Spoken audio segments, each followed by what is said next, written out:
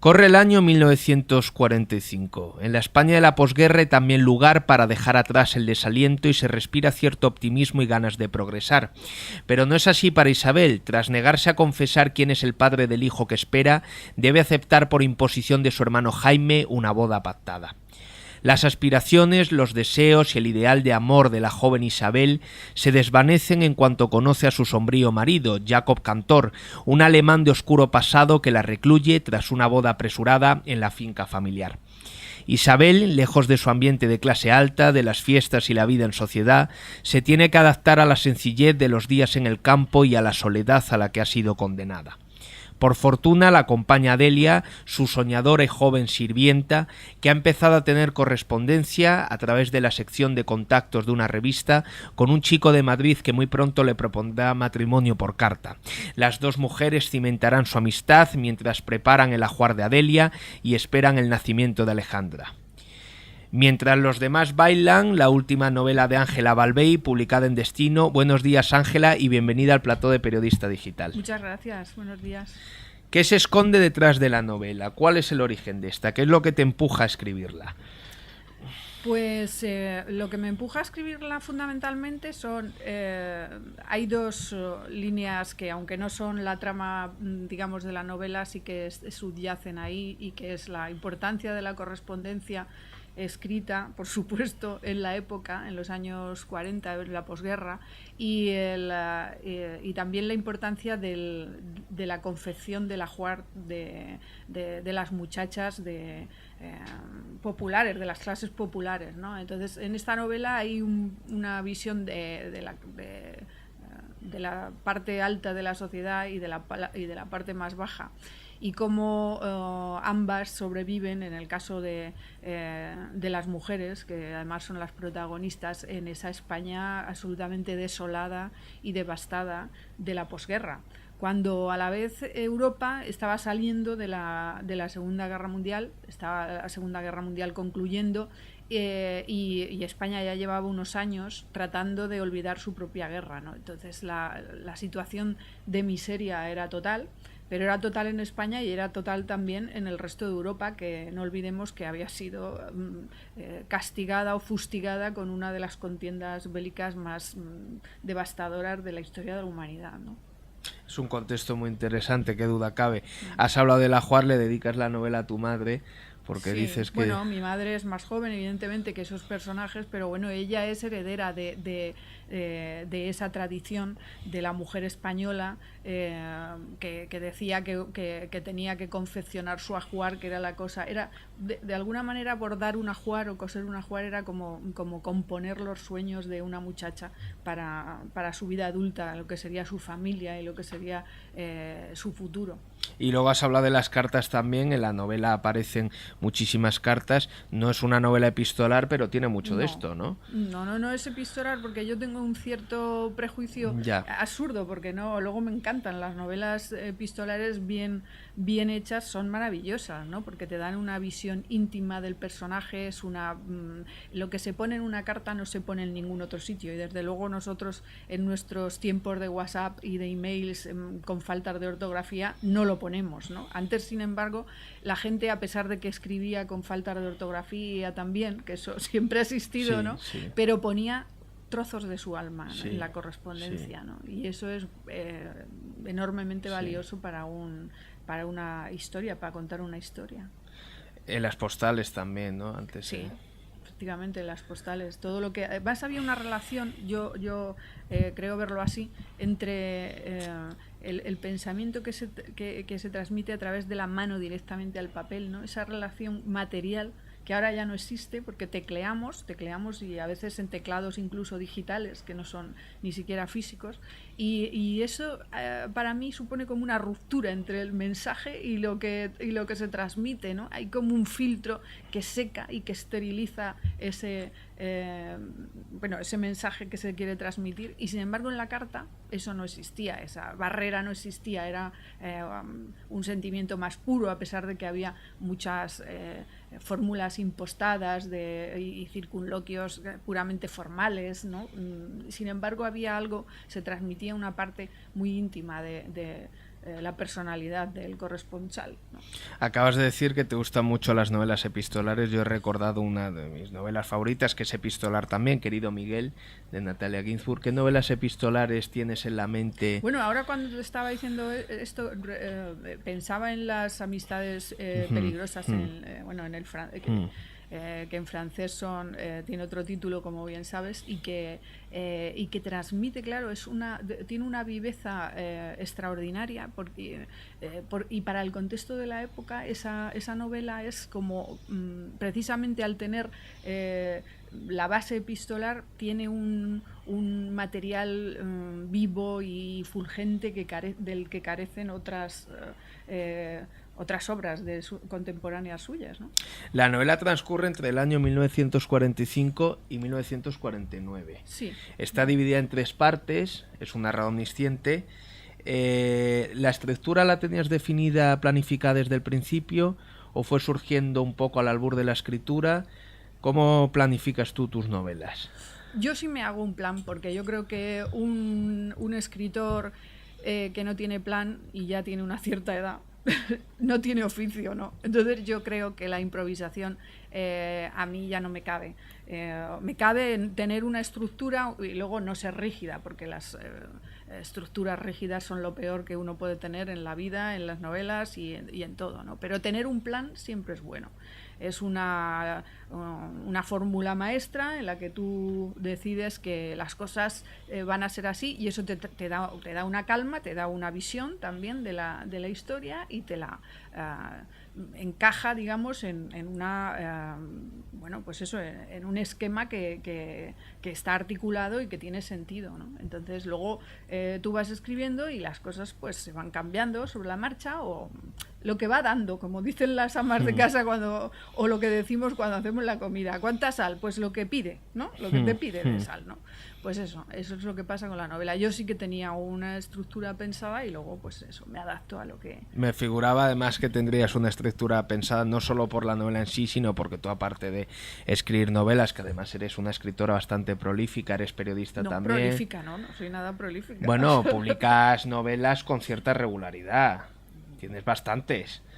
Bueno, ya, pero aparte de escribir novelas, también eres columnista, eres asidua a las tertulias. No, ya no. Ya, bueno, pero hasta hace poco ibas a tertulias políticas, entonces que eres una mujer que trabajas mucho y que estás siempre en constante. Entonces me figuraba, porque supongo que al planificar también se escribe con más rapidez, ¿no? Que si tienes que estar tanteando, dando palos de ciego, retrocediendo, etcétera, ¿no? Es que para mí esto que dicen muchos escritores del horror a la página en blanco, esto no debe pasarle a un escritor que tiene oficio ya, porque tú sabes que te has trazado un plan y lo vas a cumplir. Entonces esto del horror a la página en blanco no te puede pasar si tú tienes claro lo que tienes que contar antes de empezar. Ahora, si eres un escritor primerizo, pues es normal que te lances ahí a las tinieblas de una obra sin hacer y no sepas por dónde avanzar, ¿no? Eso, hay mucha gente que sigue ese esquema, si es que se le puede llamar así, pero vamos, no es mi caso. Decíamos que la novela transcurre entre el año 45 y el año 49, posguerra española, pero el ambiente que aparece aquí de radionovelas, el inicio de las revistas de moda, los consultorios sentimentales, etcétera, es una posguerra más alegre, o algo más alegre, con más optimismo, con más luz quizás, a la que estamos acostumbrados generalmente a través de las películas y de las novelas que nos llegan sobre esta época, ¿no? Puede ser. No sé si es deliberado. Yo no lo he visto todo ni lo he leído todo. Lo que ocurre es que, yo personalmente no quería hablar de esas cosas. Si hubiese querido escribir una historia, una novela sobre la miseria y sobre el dolor, hubiese escrito otra novela, sin duda. Pero yo quería rescatar, digamos, que las estrategias de supervivencia de las mujeres de clase alta o de clase baja en una época en la que se vivía con mucha escasez, con mucha penuria, pero también con mucha esperanza, ¿no? Y poniéndolo todo para sobrevivir. Nuestros días en los que estamos viviendo una recesión sin precedentes, pero no nos acordamos, porque no hemos vivido esa época, de lo que era la España de los años 40, la España que salió de la guerra civil, en la que tener un par de zapatos era ser rico. Tener un par de zapatos que te podían durar 5 años y que se iban, quiero decir, que eran 5 números más grandes de lo que te tocaba para que te durasen 5 años, ¿no? Y el niño que podía llevar zapatos era afortunado y era un niño bien, un niño de clase bien, ¿no? Lo normal era pasar hambre. Entonces, esas cosas de alguna forma están presentes en la novela, pero no son lo que no son el mensaje y el fondo de la novela, porque yo no lo he querido así, vamos. En tiempos convulsos, en tiempos de penuria, en tiempos de crisis, la imaginación es importante, ¿no? Por supuesto, y lo que hacen las mujeres de la época de los años 40, en esta novela están representados eso, el arriba y el abajo, ¿no? Y las de clase alta se vestían en las grandes firmas de moda, se vestían de alta costura, se vestían de Pierre Balmain o similares, y las de clase popular no tenían manera de vestirse, reciclaban, que es una cosa que por cierto ahora se hace mucho en estos tiempos también, no tanto por la necesidad, que evidentemente la hay, sino porque yo digo a veces que hemos vivido entre mucha tontería, ¿no? Inflado en una inflación de idiotez. Y ahora tenemos necesidad de hacer cosas con las manos, de manejar nuestras manos y saber que son útiles, de desarrollar destrezas, que son destrezas no solo manuales sino mentales. Y eso las mujeres de los años 40 lo hacían. Cogían un pantalón viejo y hacían otro pequeño para el niño. Y cogían una falda de la abuela y se hacían una camisa para ellas. Y ese tipo de cosas. Y reciclaban lo que podían para ir componiendo un ajuar que querían que fuese digno de una princesa, ¿no? Y que era el ajuar de una mujer del pueblo llano, del pueblo que pasaba fatigas y que pasaba hambre. Y con lo que sobraba de la comida, por supuesto, hacían otra comida completamente distinta con lo que había sobrado del anterior, que eso es algo que a mí siempre me sorprendía de mi abuela y de mis tías, ¿no? Claro. Cómo sobraba una tortilla, un trozo de tortilla de patatas, y entonces a esto le hacemos una salsa y tomamos tortilla de patatas en salsa. O como sobraba, no sé, un poco de cocido y con esto se hace un arroz. Una serie de cosas que en esta época de bonanza o de falsa bonanza se han perdido, ¿no? Sí. O como cuando critican a la princesa Leticia porque ha repetido vestuario, porque así a mí eso me parece estupendo. Si es que lo que tiene luego lo que tenía que hacer era repetirlo todas las semanas, vamos, ponerse... Claro, sí.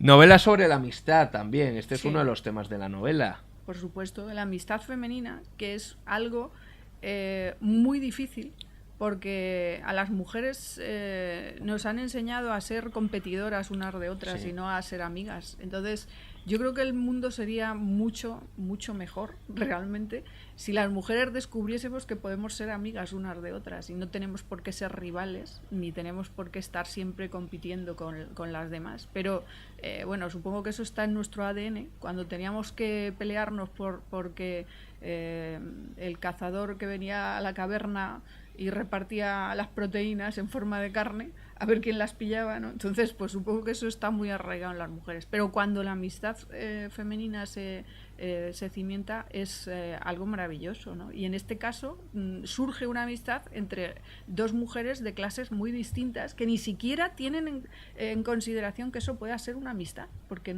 realmente nadie supone que puedan ser amigas. La amistad es otro tipo de amor, ya lo decían y sin embargo hay muy pocas novelas sobre la amistad. No es un sentimiento, siempre suelen ser más el amor carnal, el amor pasional, pero no hay tantas novelas. Hombre, por supuesto que si ahora nos ponemos a numerar van a salir tropecientas y muchas películas, pero la ficción generalmente no se centra en ese tipo de relación amorosa que es la amistad, ¿no? Que es una de las cosas de esta novela que más me han gustado, esa amistad que se establece entre ellas dos, ¿no? Efectivamente, porque el amor romántico, el amor carnal bueno, pues es un recurso, como tú bien dices, narrativo de primera, ¿no? Pero la amistad que es un lazo mucho más indestructible cuando es verdadero. Totalmente.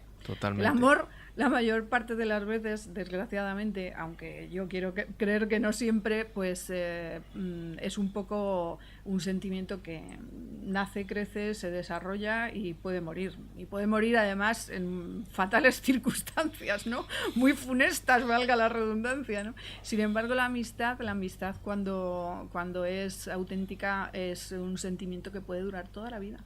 Y ese es un bien humano, un bien espiritual, un bien emocional maravilloso, que realmente yo creo que está por descubrir. Y entre mujeres más, ya digo. También se habla aquí sobre la identidad y utilizando el recurso de las cartas, cómo a veces esas identidades se falsean, o sea que no es algo que haya inventado ni muchísimo menos Internet. Recuerdo aquella maravillosa película del Bazar de las Sorpresas de Lubitsch, como los dos empleados de la tienda que se llevan para matarse, se llevan fatal. Cada uno de ellos tiene una identidad, una correspondencia sentimental que están manteniendo, una identidad distinta que no es la suya, y tienen una relación amorosa a través de esas identidades, a través de esa correspondencia epistolar, cuando en la vida real se llevan fatal y por supuesto ellos no lo saben. Aquí también hay un engaño en ese sentido, ¿no? Sí, por supuesto, es que es muy... bueno, somos débiles y es muy fácil, digamos, dejarse embaucar por el engaño, por las estrategias del engaño cuando se quiere conseguir un fin, ¿no? Además, esto que tú decías ahora mismo ocurre, que hay mucha gente que adopta identidades falsas para comunicarse en Internet, a través de redes sociales, a través de sitios de contactos y de ligoteo y de tal. Y bueno, no es algo que se haya inventado desde luego en estos tiempos, sino que existe desde siempre. Es una de las estrategias de seducción que adoptan los tímidos, ¿no? Y en este caso mi personaje es un gran tímido, un inseguro, un acomplejado, cuando en realidad no debería tener complejos, ¿no? Pero bueno, los seres humanos somos frágiles y...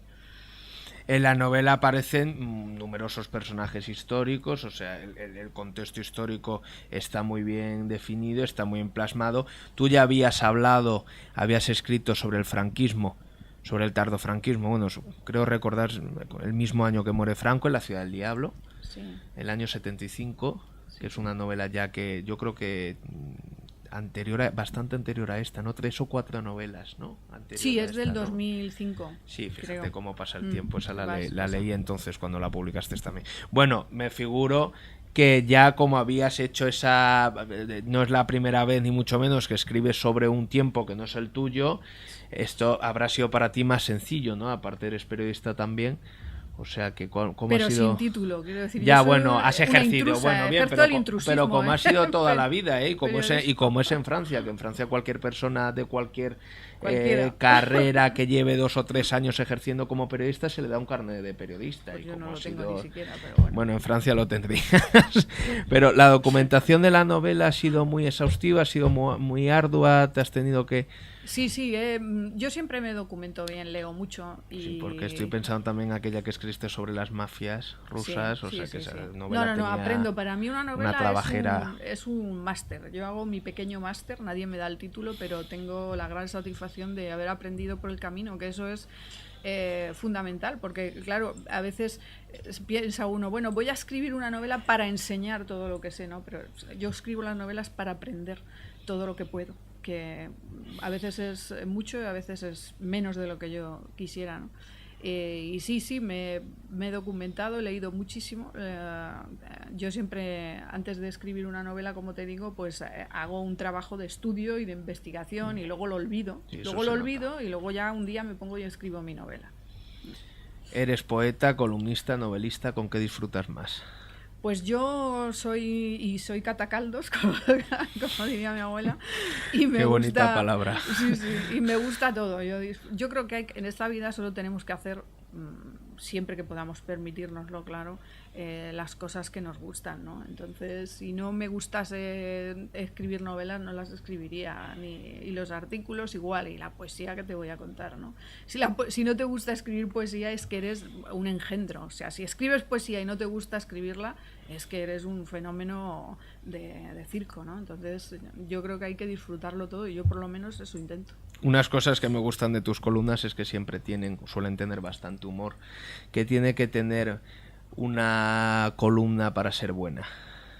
Bueno, una columna es una pieza para mí de pensamiento y literaria, aparte de divulgación, las tres cosas, y tiene que ser escrita con el mismo cuidado con que se escribe un poema o un cuento, un relato.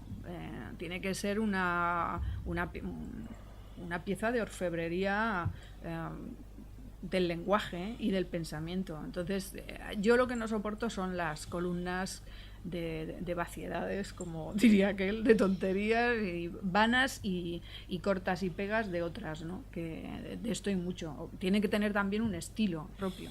O sea, tú tienes que identificar al que lo escribe, aunque las mías a veces tienen humor, otras veces no. Por ejemplo, desde la crisis, desde la recesión ya estoy perdiendo todas las ganas de reírme, ¿no? Pero ahora es cuando se agradecería precisamente el humor.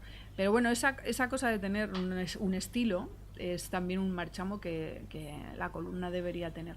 Entonces, para mí es una pieza que hay que cuidar. Yo disfruto mucho escribiendo, porque además he pensado cosas, solo por la obligación de escribir la columna, he reflexionado sobre cosas que nunca, en las que nunca hubiera pensado ni reparado, ¿no? Porque cuando uno escribe, y más en un periódico, tiene una responsabilidad y entonces tiene que meditar y pensar mucho más. Eso del estilo, la columna, pero también las novelas, ¿no? Es importante que la obra de un escritor se vea esa mirada y que no sean, como digo yo, novelas intercambiables, ¿no? No, por supuesto, porque hay veces... Lo que ocurre es que el estilo, tendemos a pensar que el estilo es como algo que tiene que ver con la forma, algo estilístico, valga la redundancia también, y tiene que ver, a mi modo de ver, más con la voz que hay ahí detrás, no con la forma en que tú